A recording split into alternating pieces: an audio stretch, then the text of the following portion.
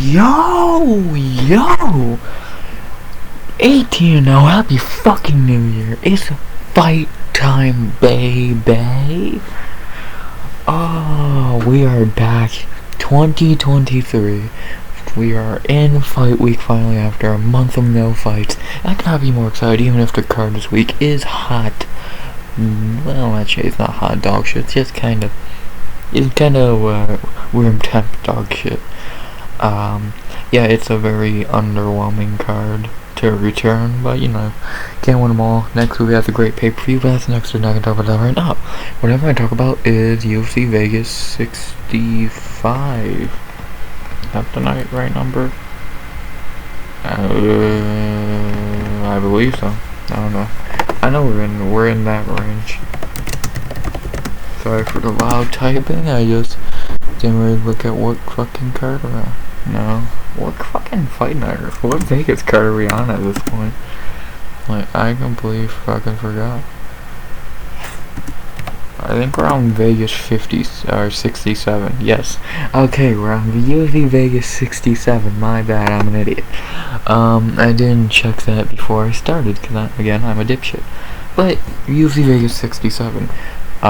Crazy. I swear I did Vegas 1 hour to 67. Whatever. Enough of me being stupid. Before we end the breakdown, I just want to say, let's have another great year of breakdowns, and let's try again. 100 subs goal by the end of the year. Let's start off hot, man.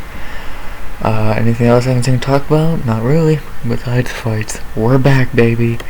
Who wants to talk about some fights? I know I do, because I've been craving them. I've been craving violence. It's too bad this card has really little violence. Well, actually, the first fight tonight actually has a lot of violence because this bitch is fucking crazy. So let's start the breakdown. And the first fight of 2023 is Pascuala Zombie Girl Cachoeira versus Sajara Sarge Eubanks. Do I love it to begin the year? No, I would have a better fight begin the year. But is it a good, decent fight? Yeah, I guess. I'm like, you know, go wrong with Cachoeira fight, even if she's a cheating bitch. And Eubanks is finally back. Well, let's talk about the first fight we talked about in 2023. Not Sajara Eubanks, Pascuala Cachoeira. I talked about her how many times last year? Twice, and I picked against her both times. Well, not a good streak lately. We all know Cachoeira by now. If you've been watching a lot, if you watched the UFC the last couple years, you know Cachoeira. She's been in the UFC since 2018. She's 4-4, and she's the female who either goes in there and has a war or gets dominated. In her first 3 UFC fights, she lost Valentina, that legendary ass beating, Molly McCann, Luana Carolina, but then she woke up, whooped Shannon Dobson, as you should, whooped Gina Milani, as you should, lost Johnny Robinson after going for fucking eyes, lost to Ji on Kim, so my bad, she's already 3-5, I forgot. That fight was a fucking robbery. Great fight, robbery. Then in her last fight, she ripped through Ariane Lipski like she was a fucking Barbie doll. Which, well, we all know what we get with Cachoeira. You get someone who's in with no fucking striking defense and just wants to have a war. If you either she's punching you in the face or you're punching her in the face. Either way, she's happy with it. And either way, someone's gonna be hurting tomorrow. Yeah, she's never been really the good takedown defense. She's never really been good at stopping takedowns and on the ground in general. That's why I think 2 of her losses are by fucking rear naked choke, and her other 2 are just striking. But I never. She's a fine fighter. She'll go in there have a war, but she's not a great fighter. She'll never fucking go anywhere, and Yeah, Cachoeira. She's gonna have a fun fight. The only reason they put this as the first fight of the year is that Cachoeira is fun. You 9 out of 10 times when you get a fun fight out of her. So, yeah, Cachoeira. Enough said. Someone I've not talked about since the end of 2021. I don't know if I've been. Yeah. So yeah, I've doing videos then. Who I've not talked about since a fucking fight. Let's see, what card was she last on? Lewis and Dawkins, yes. Yeah, so Eubanks is back after taking 2022 off. She's back. I guess she probably like hurt or some. Well, she had 2 fights booked at the end of 2022, but against Maria Morozov, so good luck with getting that fight to not get canceled. So yeah, she had those 2 canceled, and then now she's here. Eubanks is 5-5 in the UFC, also been in the UFC since 2018, with a legendary 7-7 record. Her best win is probably Roxanne Modafferi, Lauren Murphy. Somehow she beat Lauren Murphy, Julia Aguilera, but all her losses are to people you've heard of. Aspen Ladd, that's kind of a terrible. Aspen Ladd's dog shit. Besh Kohea and Kelvin Vieira. We're gonna hear about her later. Penny Kianzad, underrated. Melissa Gatto, that was a still crazy finish. She's fought a lot of people. You know what you're getting with Eubanks. She's gonna try and wrestle you. And if that doesn't work, she's gonna lose. And she's also known for having no fucking gas tank. If you get out of the first round for her, you're probably gonna win. I know she has fucking very few decision wins, and a lot of her losses are decisions. So yeah, she's not that good. Like, she's 7-7 for a fucking reason. Yeah, pretty much her game plan for this fight and every other fight is I'm gonna take you down, and if I don't, then I'm not winning. long story short on that one, Chief. RG Eubanks. The betting odds for this fight are fucking retarded to start off the year. Eubanks minus 250 to plus 200. What? Why the fuck is Eubanks minus 250 for the first round? Like, let's see, I'm not with the Cachoeira at the end. Yeah, I'm so confused by these betting odds. Why the fuck is Eubanks the favorite? By minus 250. Is she the better fighter? No. Is she better? No. Does she have more ways to win? No. Her best way of winning is finishing Cachoeira early, and you're probably not gonna finish Cachoeira early. Like, when I saw these betting odds, I was like, is Jamie Cross betting again? But then I thought, no, he doesn't coach these fights, so the betting odds are just fucking stupid. Yeah, long story short, A, these betting odds are wrong, and B, put money on Cachoeira. Cachoeira should be minus 200, not plus 200. Yeah, I'm going Cachoeira here, the underdog to begin the year. If she can just survive round 1, let Eubanks gas herself out, and then come back in round 2 and 3 and look good, then she's gonna fucking win. Pretty simple, I think. With that being said, I am going Pasquilla Cachoeira to win, and I'm gonna say probably. Do we start off the year with a finish? They start off the year with a finish.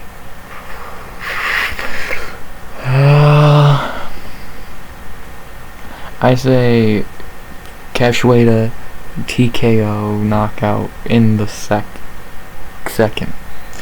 Let's start the year hot. Let's go for finish in the second. Cachoeira. Underdog season, baby. So, after that, the first male fight of the year. What we then? I'm kind of shocked UFC would put a female fight to be in the year, but whatever. The first male fight of the year, and it's the return of a certain brick. I didn't say prick, I said brick. We got Jimmy the Brick Flick versus Charles Inner Garbage Johnson. Let's talk about Jimmy Brick. He's back. He's been off since the end of 2020. But he's back now. If you remember Jimmy Flick from a couple years back, you remember he was pretty good.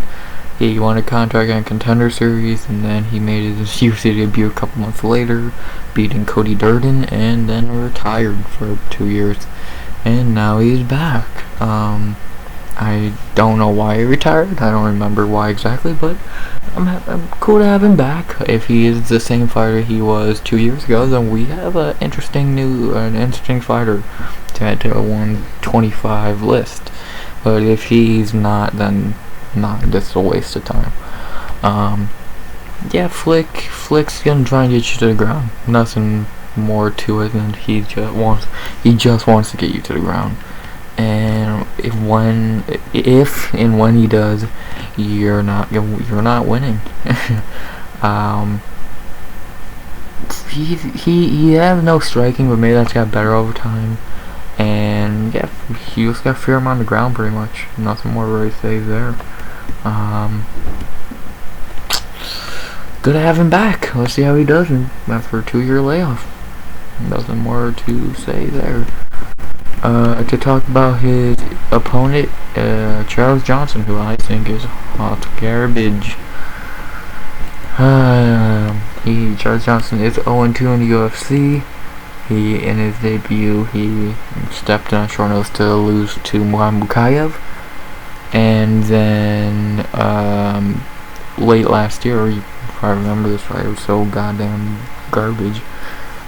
He lost, I don't care what it says, he lost that fight to Zumagulov. I don't think Johnson's that good, to be honest. His striking is and his wrestling is okay. I just never saw, like, from his first 2 fights, I've not saw anything good from him. Mukayev, yeah, Mukayev kind of looked underwhelming against him, but that's probably because Mukayev was fucking around being stupid. And Zumagulov looked good against him and won that fight. So what the fuck? Yeah, I'm not gonna waste my time with Charles Johnson. He ain't that good. The betting odds for this fight got really suspicious, I think last week or 2 weeks ago.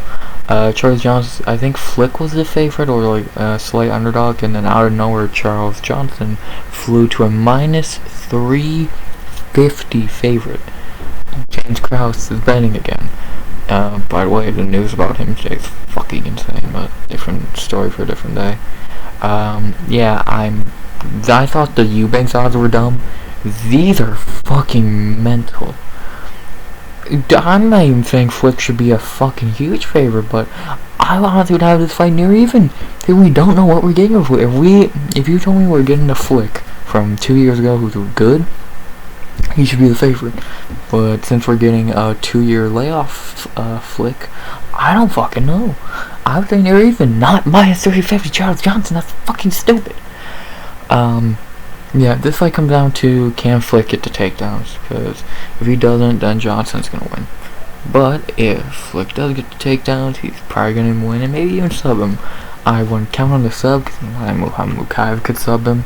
But I will say, excuse me. I will say you'll be able to wear him out. But there's many fears picking Flick in this fight. How does the gas tank? How does he look? Does his striking get better? Is he coming back to fight because he wants to, or for money? Like, it's a lot of questions in this fight, and I'm worried to see him answered, especially with the pick I am going with in this fight. But yeah, I'm going Jimmy Flick in this fight. I think I'm gonna trust that he's the same guy he was 2 years ago, or even half of, and if he is, he should beat Charles pretty easily. I don't think Charles is that good. So I am going Jimmy the Brick by decision. If we're talking 2 years ago, I think he would get the finish, but we're talking a dude off a 2-year layoff, and Charles Johnson gave and like I said, Muhammad Mukayev kind of finished him. So yeah, I'm going Jimmy Flick by decision. Back to back plus 200 underdogs. to start the year on picks. How beautiful. After that, a short fight that has changed due to short notice, and it's still shitty. We have, I went up to odds are up for this. Nice. We have Daniel, the determined Argueta versus Nick or Slick Nick Argueta. I swear this is on a UFC card. Let's talk about Daniel Argueta. This dude's good. This dude's really good. 8-1. In his UFC debut on short notice, he gave Damon Jackson a fucking fight, man. He gave Damon Jackson a fight. He was on The Ultimate Fighter a couple years back. He losing to Ricky Torcios. Though I do remember him from then. He looked fine then, but he got better from then, and he gave Damon Jackson a fight last year on very short notice. He almost finished Damon in the third round. Would have been a huge upset. I think he was plus 300, plus 500 fucking grits. Yeah, this kid's good. 29 years old. It's gonna be his 10th MMA fight. He's good, man. Nothing more to say. I want to see more from him. But besides that, yeah, he's looked really good. He looks to be the truth, and I'm excited to see how he does in his second fight with a full training camp. Not going to talk much about his opponent because this is a short notice replacement for someone else. Slick Nick Argueta. Nick is replacing who the fuck? I just saw his name. Nick stepped in a couple of days ago to replace Isaac Dugarin. So Isaac pulled out, Nick stepped in, and now he's fighting on very short notice in the UFC. Cannot tell you a thing about him. 26 years old, 7-0. Let's see how he does on short notice. Good luck, you're needed. Doesn't look like he beat very high talented fighters. Jesus Christ. Not more safe. Good luck. You need it. The betting odds for this fight have Daniel Argueta minus 190 to plus 155. I would probably have him about minus 220-ish. If you're gonna have Eubanks and Johnson big favorites, then how the fuck is Argueta not? Yeah, I cannot tell you a thing about Slick Nick, so I'm not gonna say how this fight is gonna go, but if it goes the way it should, then I think Daniel should win this pretty soundly. I'm going Daniel Argueta by decision. Not much to say. I wish I could talk about this one more, but never seen Slick and Slick fight before, and I've seen Daniel twice, so not much to say. Argueta by decision. So far, the red corner party does that stop this fight. Let's see. Next fight, a fight I also don't give a fuck about, but I'll talk about because it's a little interesting. We have Alin Pure Osos Nascimento versus Carlos Hernandez. Let's talk about Alin Nascimento. This dude ain't bad. I thought this dude was pretty shitty before, but after seeing his last two fights, 1-1 UFC, by the way, after seeing his first two fights, you know, he's actually not terrible. In his UFC debut, he gave Tagir Ulanbekov a fucking fight. He gave him a fight. And then in his second fight, he spoiled the debut of Jake Hadley, making him look like a bitch. So, cannot go wrong with that. Yeah, Alin is decent, man. I want to see how he does in this one, too. He looks like... If he looks good in this one, I could easily see him being like a bottom 15 dude, because he is scary, he's dangerous on the ground. He's pretty fucking good. Striking wise, I don't remember him being that good, but don't fuck on the ground with him, man. He's pretty scary down there. Talk about his opponent, Carlos Hernandez. Am I rushing through this fight? Yes, because I don't give a flying fuck about it. Talking about his opponent, Carlos Hernandez. He is 1-0 in the UFC. Coming out of the Contender Series, he fought Victor Altamirano to a split decision. That could have went either way, I believe, or it was pretty close for him, or pretty clear for him. He looked okay in that fight, not very much to say. It happened. It was a fight. Not. No, he's an okay fighter, but I don't think he's that great. So nothing more to say that I really don't think he's that great. Maybe he proves me and a lot of people wrong in this one, but I wouldn't count on it. So yeah. The betting odds for this fight have Nascimento minus 370 to plus 280. I think that's a little crazy. I'd probably have Alin about minus 200 on the money, maybe 210. I think he is the better fighter, and yes, he's probably worse on the feet, but he's 10 levels a bit above Carlos on the ground. And with that being said, I think Alin is gonna win this fight. I think he'll be able to get to the ground at a good rate and either sub him or win a decision. So I'm going Alin Nascimento by decision. Not much more to say in that one. After that, this is the first really good fight on the card, or interesting one. We have a battle of the O's, and O's gonna go in this one. Sorry about that. We have Mateus Bokal Madanka versus Javid the Snow Leopard Basharat. Battle of bantamweights with an O. Who's O's gonna go? I'm pretty sure someone's stepping in to fight Javid in this one. No? Okay. I swear I'm so used to this card having someone step in, and I thought that someone was stepping in to fight Javid, or Mateus was stepping in, but I guess not. Let's talk about Mateus real quick. He has come off last year's Contender Series. He got a contract with a finish in the second round. You might have saw him because he had the Jessica Andrade blue hair. Yeah, he looks to be a decent fighter. I've seen one fight of him. He looks decent. Got a 48-second finish. That's pretty fucking good. That's pretty fucking good, man. Beating a 6-1 dude at the time. Yeah, he seems to be pretty good. I'm excited to see how he does in this fight, because this is a big step up in competition, a very tough fight. Javid's no joke. Javid is a fucking problem, and if he does not, he's gonna need to put everything he has into this fight, because this ain't no layup like that other motherfucker on the Contender Series. But he's gonna be pretty powerful. all I can really say. Let's talk about his opponent. The first guy in a while that you can talk about, get him out. Stay hydrated. First guy I can talk about in a minute, Javid Basharat, a great prospect at 135 right now. He is 2-0 in the UFC, coming off Contender Series. Also, his 2 wins in the UFC are Trevin Jones and Tony Gravely.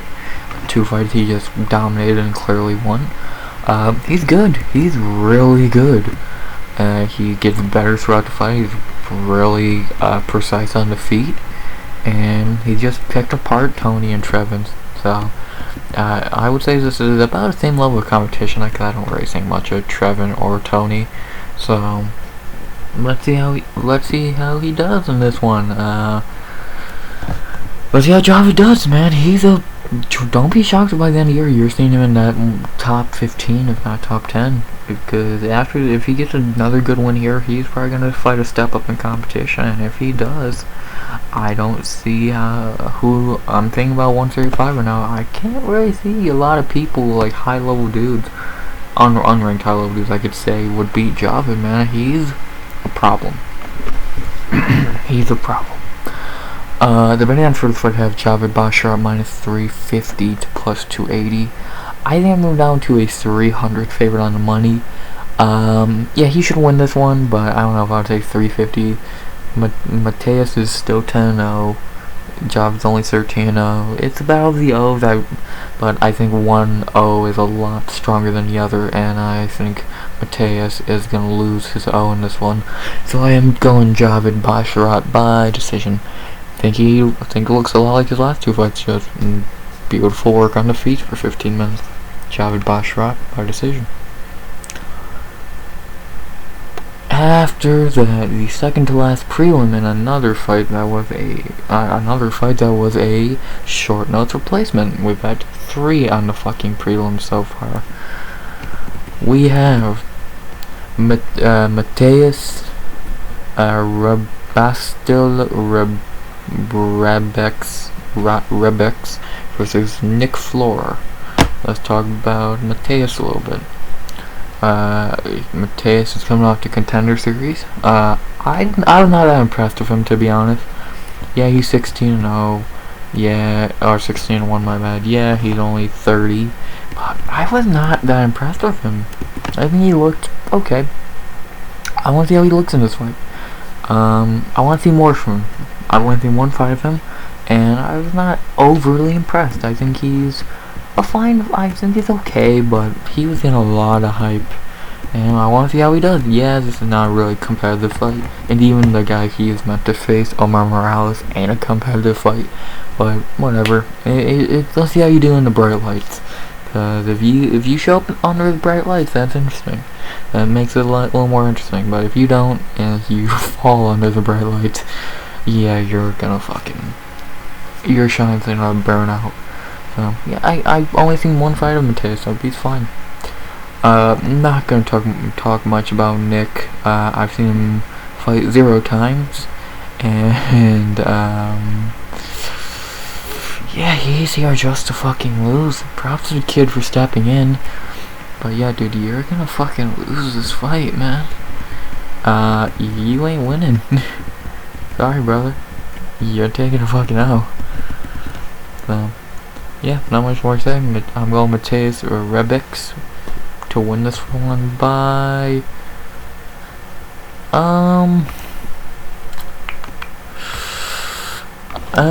probably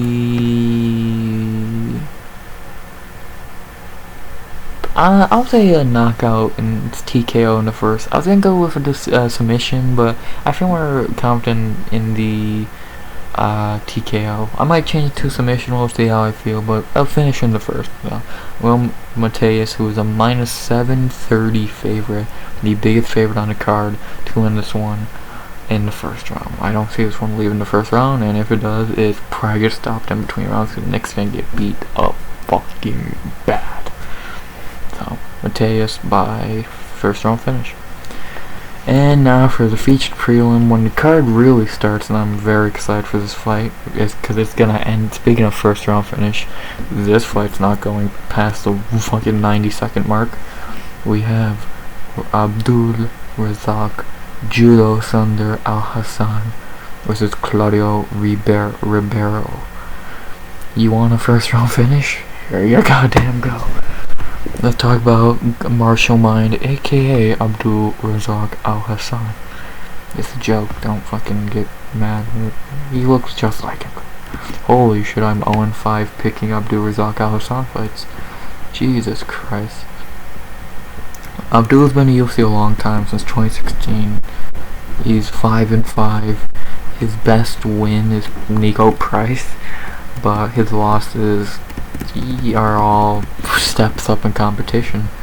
Omar Akhmedov, Lazez, Chaos Williams, Jacob Malkoun, Buckley. He's not looked great lately. Like, in his last 5, he's only looked good one time. That was against DeChirico. But come on, DeChirico, what does that really mean? Before then, again, Lazez pieced him up. Chaos Williams turned him into a fucking board, plank of wood. Jacob Malkoun had one of the most boring fights ever, like always. And him and Buckley were gassed after the 2-minute mark. So I was like, what the fuck? You know you're gonna fuck to. Either he's knocking you out, or he's either gonna knock you the fuck out, or you're gonna either decision or finish him.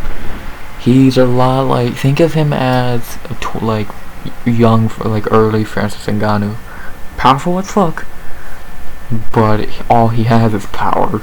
You're not scared of his ground game because he doesn't fucking have it. All he has is power. So yeah, but most of his fight, if he wins the fight, it's not. I don't think does he have a decision win on his record? Nope. All his wins are first round finishes. That should tell you a lot. We all know Abdul. We all love Abdul because he always puts on a war. He always puts on a highlight reel unless he's losing. But a dude who I think's also human highlight reel just off the Contender Series alone. Dude, I've been keeping my eye on the Contender Series. I'm hyped to see him finally fight. Claudio Ribeiro. Dude had a beautiful first round finish on the Contender Series in 25 seconds. Yeah, this dude, it looks like all his wins are pretty much finishes. Yeah, this fight's gonna be... If I can tell you to watch any fight on this card, it's this one, because this one's gonna end in one round. Mark my fucking words. Claudio is also a first round killer. This one's not going past the 90-second mark. If it does, it's not going longer than that. The betting odds are near even. I agree, because this fight, if we're going realistically, Claudio should be a huge favorite. He's way better. But he's the perfect type of dude for Abdul, because he's gonna go in there and try and fight Abdul at his own game. And B, who hits first? Simple as that. Who's hit first? I could see this fight going either way. Either Claudio's knocked out cold, or Abdul's knocked out cold. Who do I think's going out? I think Claudio's gonna get the win here. I think the newcomer's gonna put the old man to sleep. So I'm going Claudio Ribeiro by knockout in the first. Can't fucking wait for this fight.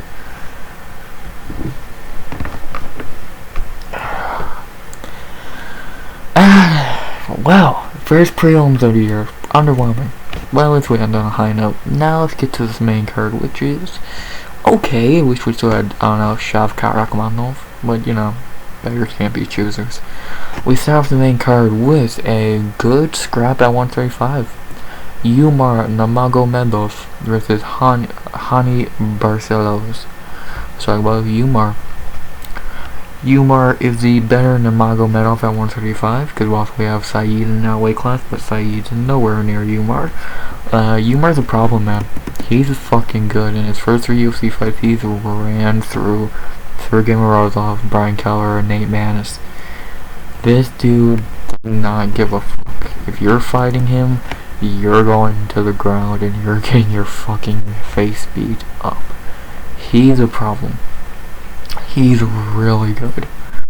He made Sergey Morozov look shitty, which, okay, not a great win, but whatever. He made Brian Keller look like a bitch. Yeah, who hasn't? And he ran through Nate Maness. Yeah, okay, who hasn't?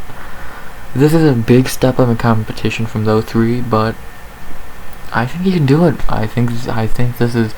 If he wins this one, then he's already ranked out like fucking 13th at 135, so...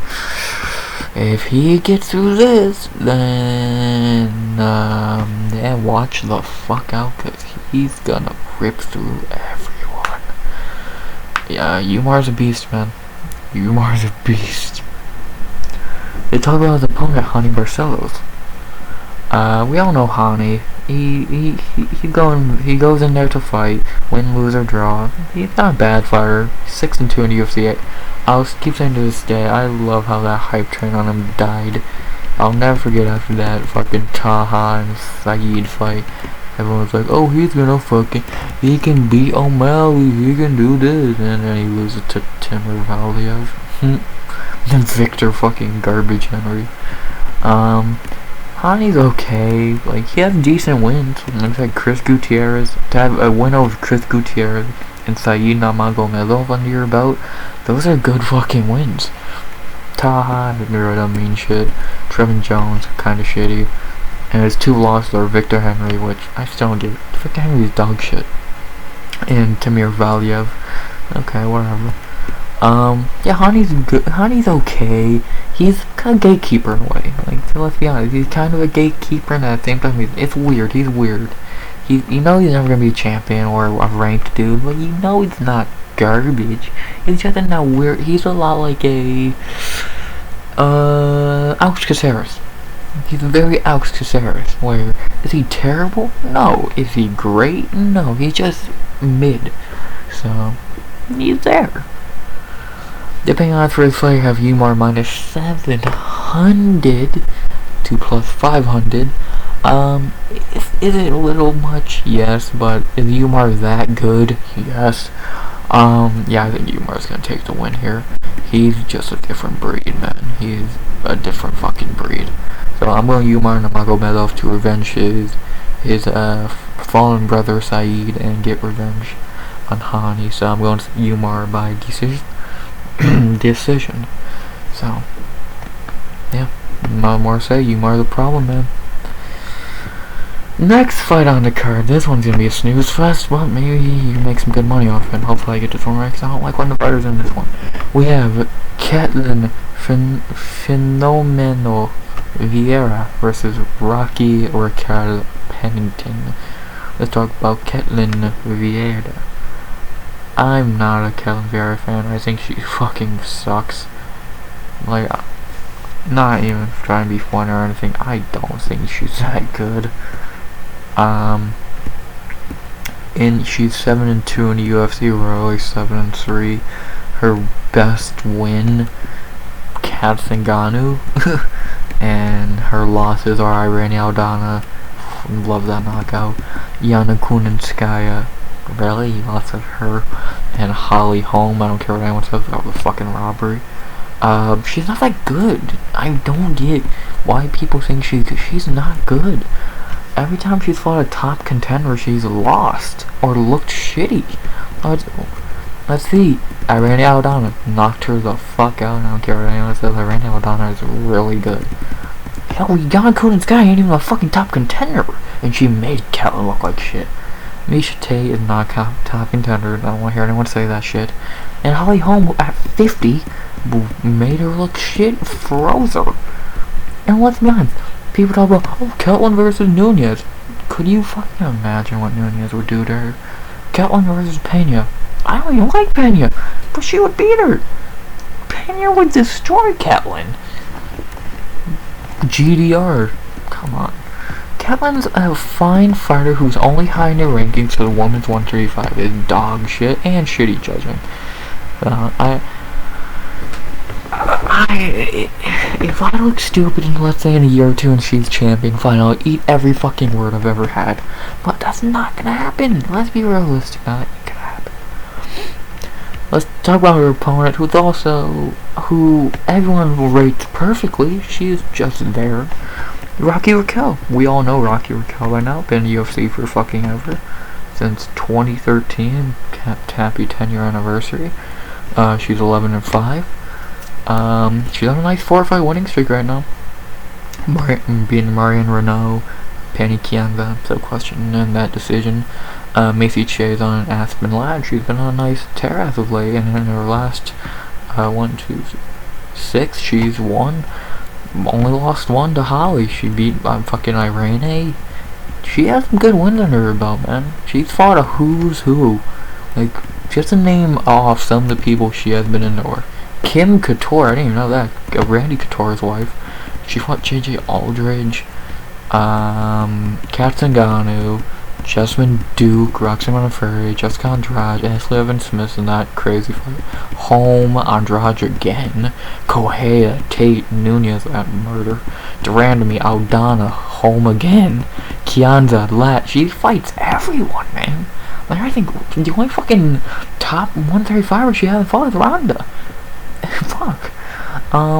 Yeah, she's fine. She's a fine fighter. And then you look at her 5 UFC losses. Andrade, are you gonna get mad at that? Holly Holm, twice. Not mad at that. Amanda Nunez, come on. And GDR. I have no problem fighting those losses.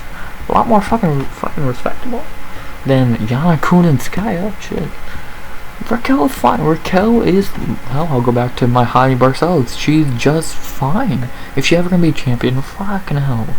But if she ever gonna be losing to, like, I don't know, who's a shitty 135er? We'll say, like, 2022 Miesha Tate, or Marion Renault or some shit. No. You're Aspen Ladd. No.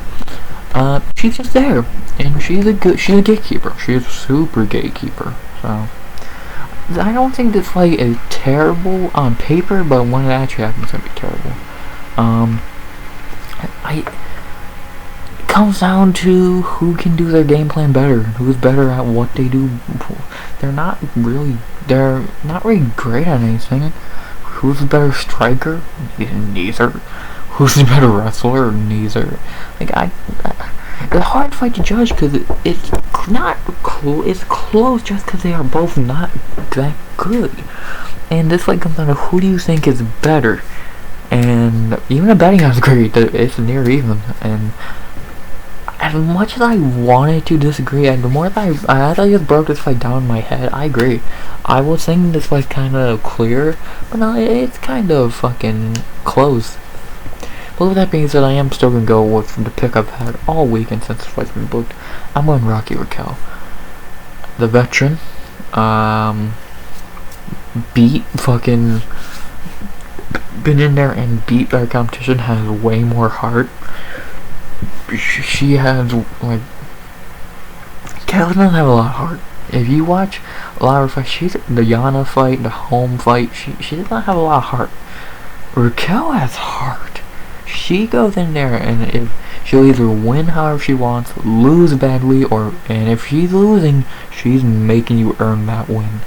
So I'm gonna Raquel. I think she'll be able to I think she'll fucking just use her veteranship, outsmart Caitlyn, make Caitlyn have doubt, and then beat her physically and mentally. So I'm going Rocky Raquel by decision. Is this pick gonna look stupid? Probably. Like any of my picks don't look stupid. After that, the definitely a red flag of the main card, but I get why they put it on here because it's not probably not gonna finish. We have Puna Soyano versus Roman Kopylov. Let's talk about Puna. And this is the co-main to co-main, by the way. We're almost done. Puna. We all know. I think where a lot of people are starting to know Puna now. He's good. He's a very powerful Hawaiian who always puts on the show, man. He's 3-2 in the UFC. His wins: Oscar Pichota, Dusko Todorovic, and Dolce Lungambula. His losses: Brendan Allen, not mad at it, and Nick Maximov, and a little mad at it. You know, I picked that fight right. Puna's good. He's very powerful. His wrestling's iffy, if I remember, but he's a good striker. He's very powerful. You don't want to strike with him because he might not be accurate, he might not be technically sound, but if he hits you, you're not waking up for a minute. If he hits you, you're sleepy, dog. Yo, sleepy. That's Dusko Todorovic. Is that really a feather you on your cap? Knock out Dusko Todorovic. Who hasn't? Who couldn't? Nah, joke aside, Puna's good, but like he's a mid-tier fighter. This card is full of mid-tier fighters. Hell, the main event even has a mid-tier fighter, in fact. But yeah, Puna's fine. If he hits you, you're going night-night. Simple as that. To talk about his opponent, Roman Kopylov, I don't think he's that good. I think he's very whatever. From the 2 fights I've seen of him, I'm not impressed in the slightest. I did not know he had a third UFC fight. I guess he did. In his UFC debut, he lost to Carl Robertson. Jesus Christ, what a shitty L. And then 2 years later, he comes back and loses to Albert Duraev and looks awful in that fight. That L has not aged great. And then in his last fight, he got a win against Alicio Di Chirico. Is that really a good win? No. The dude's lost to shitty fighters and barely beat a shitty fighter. So what's that tell you? Yeah, he's more technical. He's a more technical fucking striker, but he's not better. I'm just not impressed with Kopylov, man. I'm just not. And maybe he fucking changes my mind in this fight, but I doubt it. I honestly doubt it. And this is going to probably be the most surprising lock of the night pick you'll hear from anyone on here for this card. But my lock of the night this week is Puna. I think he's just way better. I think he's Yeah, he could. Could I see him being sloppy and getting beat? Yes. Do I think he'll do that? No. I think he's gonna come in here, begin the year, wanting to get a nice win. And I think he's gonna do it. So, I'm going Puna to win this by probably a knockout. Yeah, Puna only wins by knockout. So, I'm going Puna by knockout in the...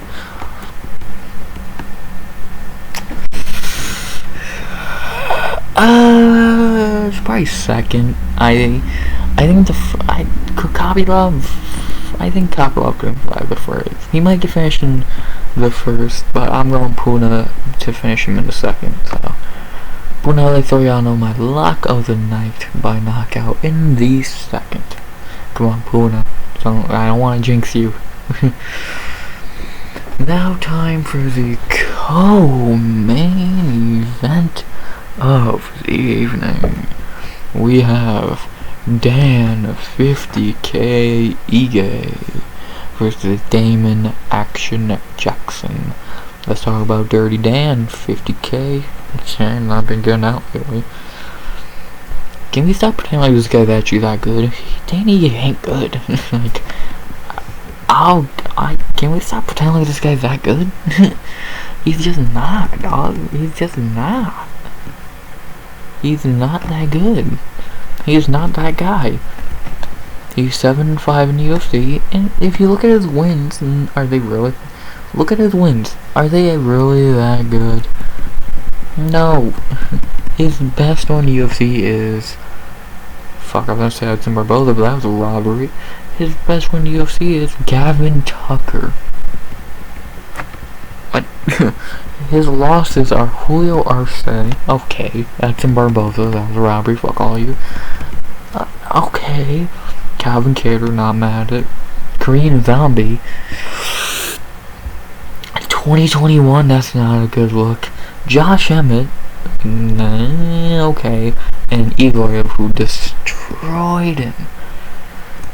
He's a stepping stone, man. He's literally just a fucking stepping stone for these guys.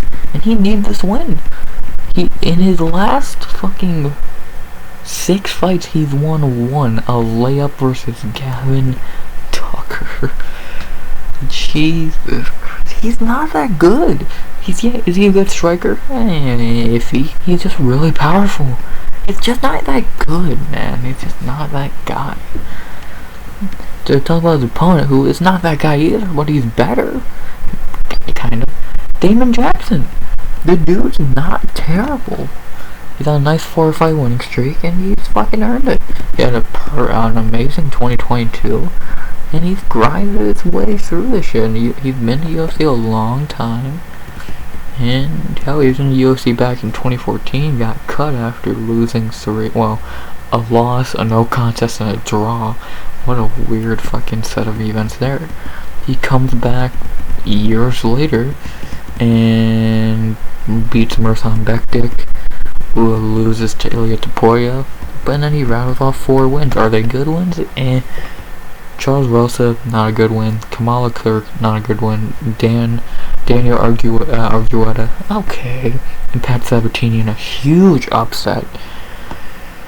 That was good. That was impressive. I'm happy for a dude. He seems like an awfully good dude, and I hope he does succeed. And this is his big chance. If he is either put up or shut up in this one, because this might be his only chance to get ranked. He's fighting Ige. Ige's probably the only guy who would think about taking a fight like this. So he better fucking put up or shut up. The betting odds for this fight are near even. I'm not shocked by that. It's, do you trust Ige or do you trust Jackson? I don't like either option. But who am I going with in this fight? I'm going with Damon Jackson. I think he's gonna shock a lot of people. I think he's not gonna get his chin knocked around his head like he did with Ilya. I think he's gonna fight smart because he knows this might be his only chance. And I hope he gets this win because he seems like a good dude. And I hope he's earned it. I'm going Damon Jackson by decision. I hope he does it, man. It'd be a beautiful story, and Ige sucks, so whatever. And now time for the main event of the evening.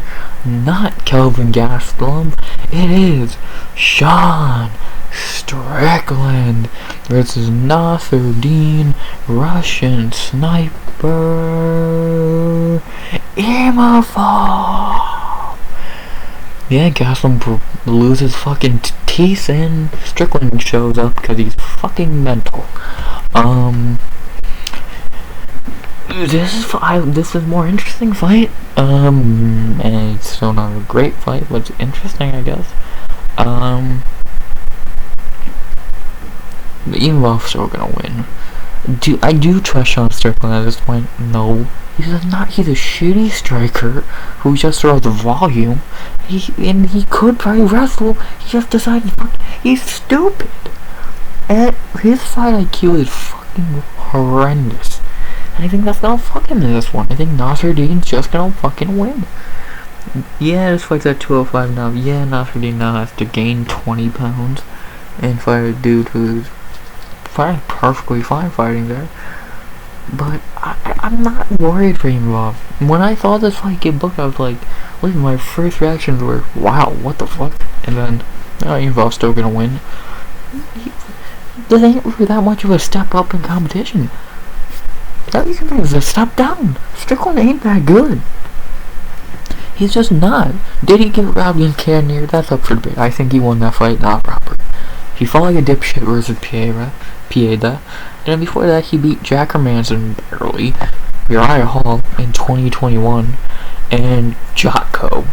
Really. Imavov should win this. If he's really this nice prospect that could be a top 10 dude, probably not champion, because I don't see that in him, but probably a top 10 dude, he should win this fight. So, I'm going betting either near even. I would have Imavov minus 150. He should win this fight, so I'm going Imavov by decision. Could I see a finish? Yeah, but I think he's gonna get it, probably not. So, Nasruddin Imavov by decision. This is his chance to shine. More eyes on him with this than he did with Gastelum. So, to go over my picks one more time before we end this. Peshula Cachoeira by knockout in the second. Jimmy Flick by decision. Daniel Argueta by decision. Alain Nascimento by decision. Javid Basharat by decision. Mateus Rebic by finish in the first. Claudio Ribeiro by knockout in the first. Yoran Nurmagomedov by decision. Raquel Pennington by decision. Punahele Soriano lock of the night by knockout in the second. Damon Jackson by decision. And Nasruddin Imavov by decision. There we fucking go. First card of the year done and dusted. And now all we gotta do is watch and see how dumb my picks look. Maybe I got better at picking in 2023. I goddamn doubt it. With that being said, hope you enjoyed the video. Tell me your picks down below. And the new year's started, baby. Next week we have a pay-per-view, UFC 283. Sadly we have a break after that, but whatever. We'll enjoy it while we have it. Next week, pay-per-view, recap of this card. Let's enjoy it. 2023 has begun. Hope you all have had a great year so far. Let's have a great year together. Nothing more I can think to say besides like, comment, sub, 100 subs by the end of the year. And as always, can you tell I'm excited for this? I'm talking too fast. As always, RX out. 2023 is my year? Question mark.